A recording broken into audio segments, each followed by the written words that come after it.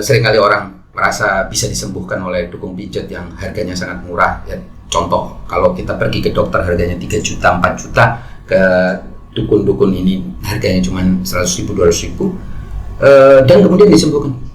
Kalau orang bertanya, percaya?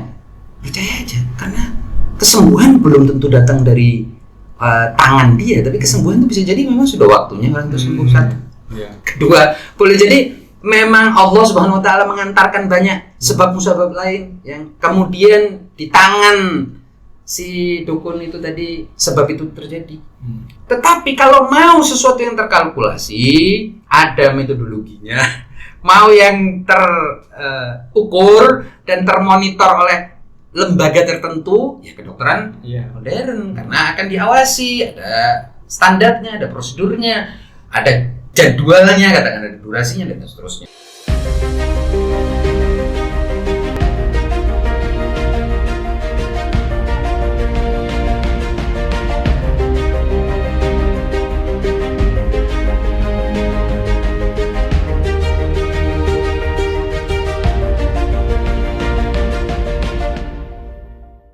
Teman-teman, beberapa hari ini kita mendengar atau menyaksikan kontroversi soal pawang hujan. Ini berkaitan dengan viralnya aksi pawang hujan Mbak Rara Isti. Mbak Rara, seorang pawang hujan yang di-hire oleh panitia MotoGP di sirkuit Mandalika untuk mengendalikan hujan. Assalamualaikum warahmatullahi wabarakatuh. Teman-teman sekalian, berjumpa kembali di perbincangan Kupas di channel Kupas bersama saya dan Ustadz Musa Al-Kazim. Baik, seperti tadi pengantar saya, kita akan membahas kontroversi pawang hujan. Seperti saya sebutkan, ini viral di media sosial dan juga media mainstream di internet. Saya bacakan beberapa beritanya. Pawang hujan Mandalika dicap memalukan. Lalu ada pernyataan Tifatul Sembiring. Tifatul Sembiring, katai bodoh pakai pawang hujan di sirkuit Mandalika. Kufur kepada Allah, sholat tak diterima 40 hari. Roro pawang hujan akui sempat diremehkan Sandiaga Uno. Pawang hujan sirkuit Mandalika dipuji media asing dan akun resmi MotoGP. Nah, jadi ada yang memuji, diantaranya disebut adalah panitia MotoGP sendiri, dan yang mengecam diantaranya, bahkan yang mengecam dalam negeri disebutkan, yang memuji justru dari luar negeri, yang mengecam dari dalam negeri diantaranya adalah politisi Partai Keadilan Sejahtera Pak Tifatul Sembiring. Nah, Ustaz, bagaimana kita melihat pawang hujan ini? Karena kan mau tidak mau harus kita akui pawang hujan ini tradisi di Indonesia. Jadi kalau orang mau bikin hajatan, entah itu pernikahan atau konser musik bahkan, itu seringkali atau taruhlah kadangkala itu menggunakan apa yang disebut pawang hujan atau pengendali cuacanya. Nah, bagaimana sebenarnya Islam atau logika kita bisa memahami pawang hujan ini? Yang pertama saya kira kalau lihat dari apa yang beredar, pawang ini merasa punya teknik untuk mengendalikan hujan. Ya, kalau tidak salah bahkan dia menyebut pawang hujan itu dalam bahasa Inggris dengan cloud engineering. Ya. Menarik juga, jadi rekayasa awan. Tetapi karena saya tidak tahu, maka secara logis sebagai sesuatu yang tidak saya ketahui, maka tidak bisa saya hukumi, tidak bisa saya negasikan, tidak juga bisa saya afirmasi. Jadi sesuatu yang tidak kita ketahui tidak bisa kita hukumi baik dengan negatif maupun dengan positif, artinya afirmatif ataupun negatif. Yang kedua, menurut saya bahwa selama sesuatu itu bermanfaat, kalaupun dia tidak rasional, orang akan tetap kejar. Jadi selama dia bermanfaat, orang mendapatkan manfaat. Entah manfaat itu boleh jadi manfaat yang sifatnya intangible, atau sesuatu yang tidak terlihat, maupun manfaat yang tangible. Kalaupun tidak rasional, selama bermanfaat orang akan tetap kejar. Yang kedua, yang bermanfaat tadi, ketika ada alternatif yang rasional dan bisa dijelaskan, maka orang akan berpindah dari asas manfaat yang tidak rasional menuju kepada asas manfaat yang rasional dan bisa dijelaskan. Karena kecenderungan orang adalah apabila sesuatu itu bisa dijelaskan dan rasional, maka dia bisa tiru, bisa dikembangkan, bisa diproduksi secara massal. Nah, biasanya pergerakan manusia itu begitu. Jadi kalau dia bisa dijelaskan dan bisa dirasionalisasi, maka orang akan cenderung untuk memilih yang rasional, yang bermanfaat tentu, karena bisa dikembangkan. Karena bisa dikembangkan, bisa ditiru. Contoh, Sat? Contoh adalah semua pengobatan ya, yang bermanfaat. Jadi tadinya kan pengobatan ini kan ada, kalau kita bicara sekarang di era modern misalnya ya, ada pengobatan medis modern, ada pengobatan yang menggunakan alternatif.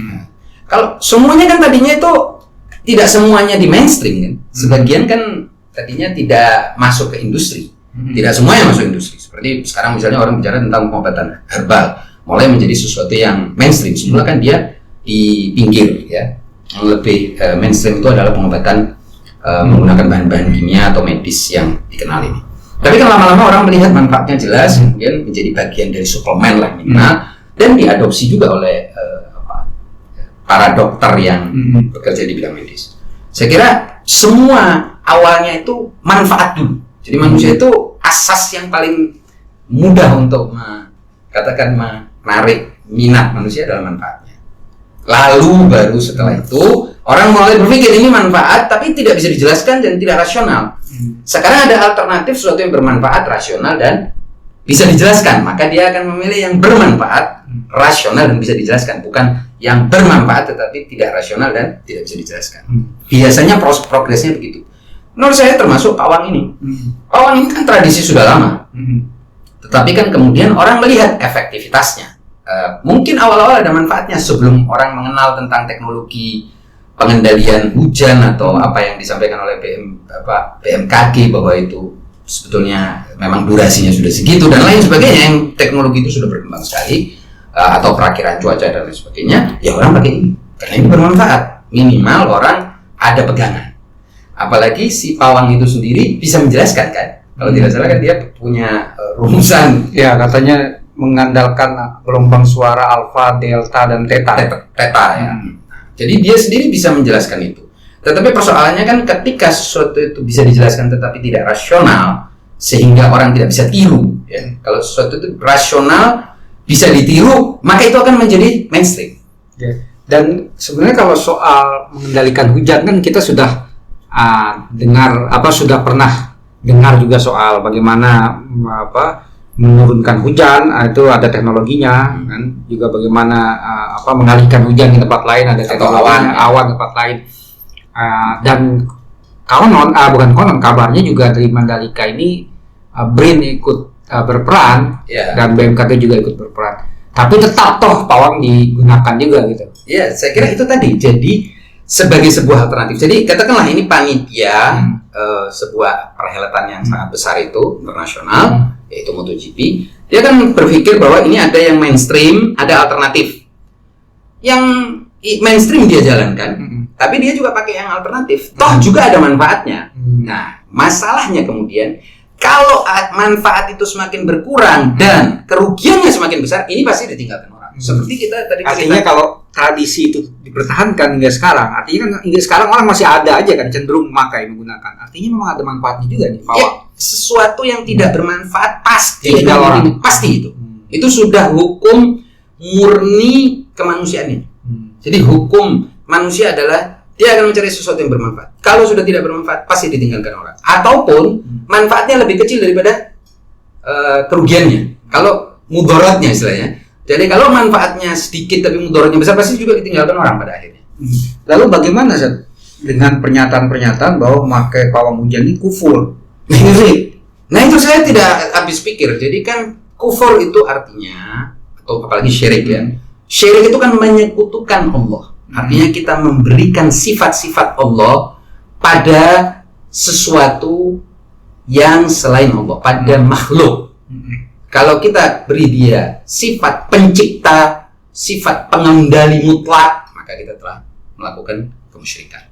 Nah ini kan jelas tidak. Sama seperti kepercayaan kita kepada teknologi. Jadi orang yang bilang ini kufur, berarti dia telah mengkufurkan semua orang yang menggunakan teknologi apapun, bahkan sains, bahkan saintis, kedokteran, apapun itu kan juga memanfaatkan sarana-sarana. Bukan berarti kita memberi sifat-sifat ketuhanan pada sarana-sarana itu.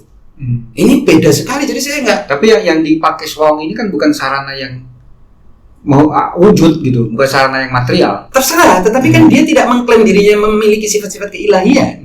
Dan juga kita juga sebagai pengguna, siapapun penggunanya kan tidak mengatakan bahwa di tangan dialah awan diciptakan, kan tidak.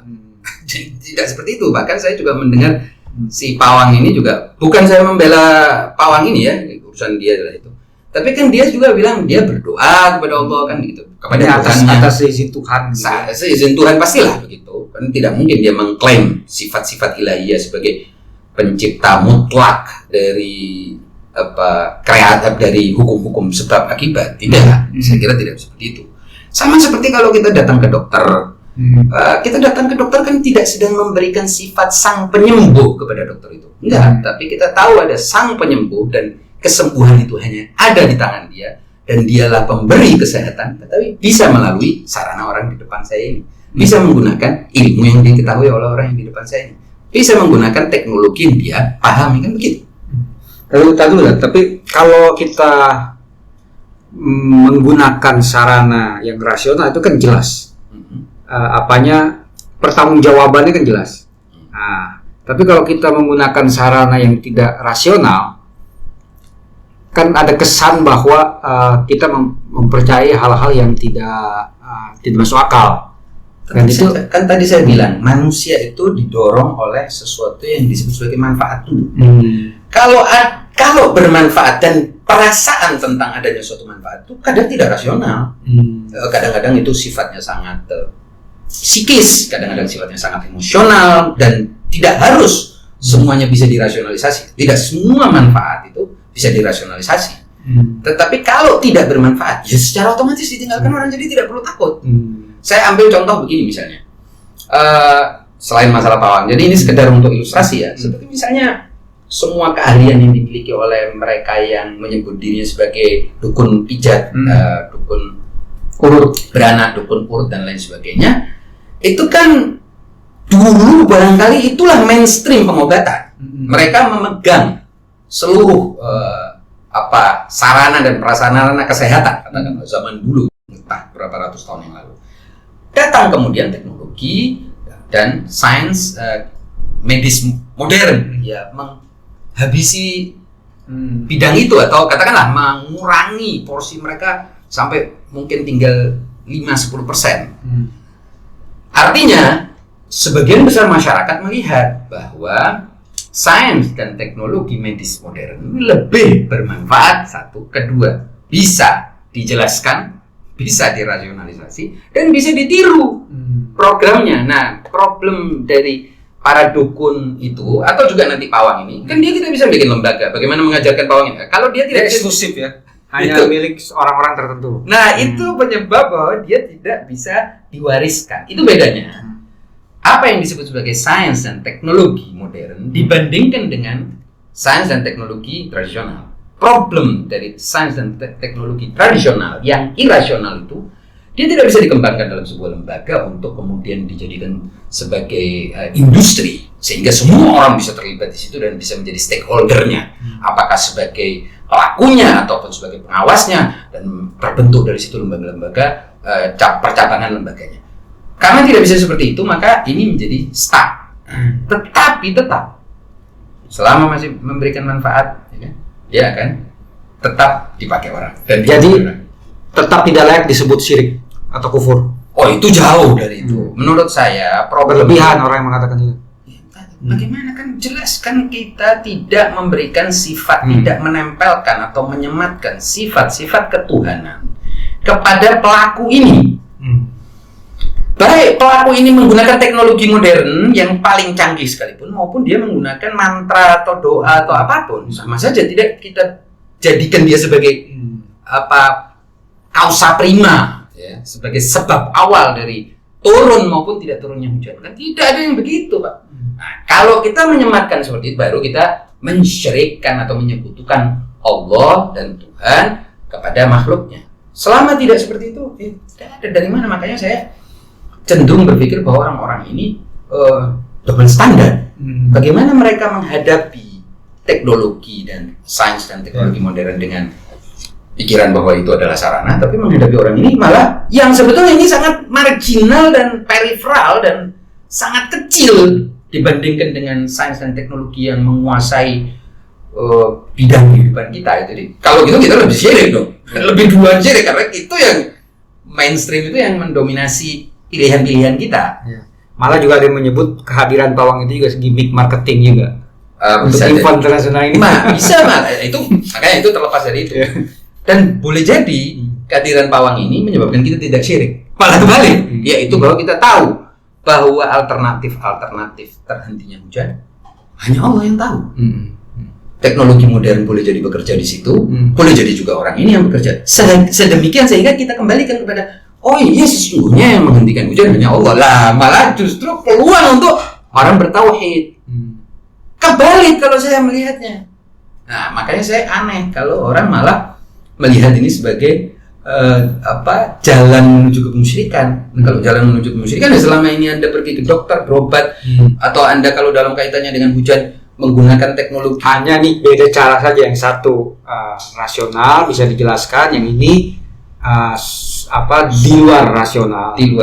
Kita tidak bisa bilang irasional, supra-rasional. Nah, ini sekarang saya mau tanya, apakah hal-hal yang berkaitan dengan dunia material ini bisa dipengaruhi oleh hal-hal di luar dunia material atau di luar nalar rasional? Oh iya, jelas dong. Kalau kita nggak percaya itu, berarti kita ingin mengatakan bahwa akal manusia bisa mencakup seluruh hakikat kehidupan. Itu namanya arogansi, dan tidak ada orang berpikir. Begitu orang menjadi ilmuwan, dia akan tahu bahwa apa yang saya ketahui lebih sedikit daripada apa yang saya tidak ketahui. Nah, sesuatu yang tidak kita ketahui itu secara filosofis disebut sebagai sesuatu yang irasional. Artinya rasio kita belum bisa menjangkau dan merumuskan serta menghitung. Kan rasio itu kan hitungan. Nah, ketika kita belum bisa menghitung, kita sebut sesuatu itu irasional.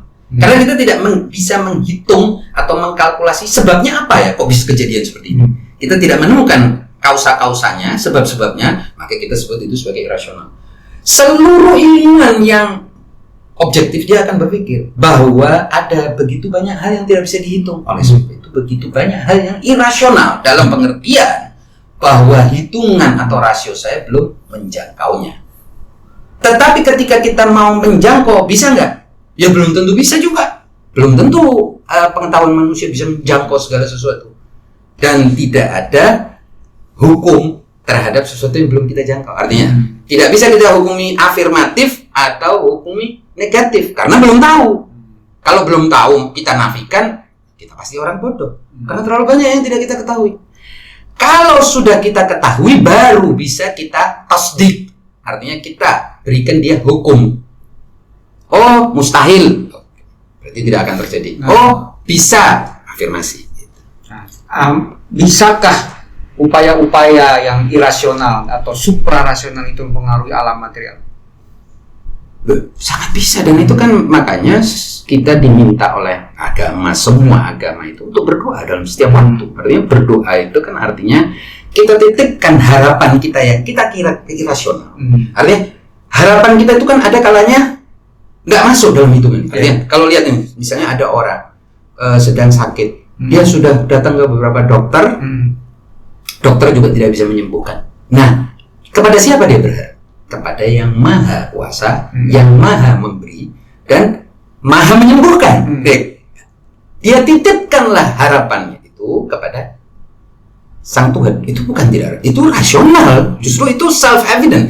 Itu beyond rationality, karena manusia pasti akan terdorong untuk berdoa, mengharapkan kesembuhan dirinya yang sudah dia tanya dan dia tidak bisa ketahui apa sebabnya, atau katakanlah dia mencapai derajat nyaris putus asa kepada Allah Subhanahu wa taala yang bisa menyelesaikan masalahnya, atau dia kebentur masalah apapun lah, musibah, kesulitan, halangan, kendala dan lain sebagainya yang dalam kalkulasi dia mungkin tidak bisa lalui, dia titipkan nasibnya kepada yang maha mengendalikan segala sesuatu. Itu sangat rasional justru.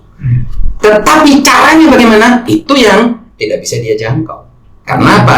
Tuhan lebih luas daripada pikiran dia. Kalau orang ada bilang saya tahu apapun yang akan dilakukan Tuhan, dia nggak mengenal Allah SWT. Karena dia pasti sedang mengukur Allah. Jadi dia mengkalkulasi kerja Allah. Kalau memang seperti itu ya dia kerjain aja sendiri. Kalau memang bisa. Tapi kan tidak mungkin. Nah, jadi kira-kira seperti itu. Kalau saya melihat juga pawang, dukun pijat. Makanya saya seringkali orang merasa bisa disembuhkan oleh dukun pijat yang harganya sangat murah. Ya, contoh, kalau kita pergi ke dokter harganya 3 juta, 4 juta, ke dukun-dukun ini harganya cuma 100 ribu, 200 ribu, dan kemudian disembuhkan. Kalau orang bertanya, percaya aja, karena kesembuhan belum tentu datang dari tangan dia, tapi kesembuhan itu bisa jadi memang sudah waktunya orang tersebut. Satu. Kedua, boleh jadi memang Allah Subhanahu Wa Taala mengantarkan banyak sebab-musabab lain yang kemudian di tangan si dukun itu tadi sebab itu terjadi. Tetapi kalau mau sesuatu yang terkalkulasi, ada metodologinya, mau yang terukur dan termonitor oleh lembaga tertentu, ya kedokteran modern, karena akan diawasi, ada standarnya, ada prosedurnya, ada jadwalnya, katakan ada durasinya dan seterusnya. Nah, mengapa orang kemudian menghindari pilihan alternatif ini? Atau katakanlah selama 200-300 tahun ini yang alternatif ini makin merosot, karena orang melihat ini lebih terkalkulasi, gitu aja. Padahal manfaatnya apa? Manfaatnya kan sama, cari kesembuhan. Gitu. Oke, baik Sat, terima kasih atas penjelasannya. Dan saya pikir juga kita perlu berhati-hati kalau melihat fenomena-fenomena yang mungkin kita tidak setuju atau mungkin juga merasa ini di luar pemahaman kita, ya Sat. Jangan langsung menjudge bahwa ini kafir, bahwa ini syirik. Kita harus menenangkan diri, mempelajari, bahkan mungkin bertanya dengan orang yang lebih tahu ya. Ya, dan definisi syirik dan itu juga tidak bukan soal ini ya. Itu kan definisinya kan menuhankan, artinya memberikan sifat-sifat Tuhan pada makhluk. Karena ini sedikit-sedikit orang kan itu ada lihat masalah bilang syirik. Itu yang saya tidak habis pikir. Jadi begitu banyak akhirnya orang itu syirik. Bahkan dia yang ngomong sendiri juga syirik karena dia pakai pengantar HP untuk semua. Itu maksud saya, hati-hati. Ya, demikian para pemirsa atau kawan-kawan sekalian, pembahasan kami tentang pawang hujan yang viral di sirkuit Mandalika. Terima kasih, kurang lebihnya kami mohon maaf. Wassalamualaikum warahmatullahi wabarakatuh. Waalaikumsalam.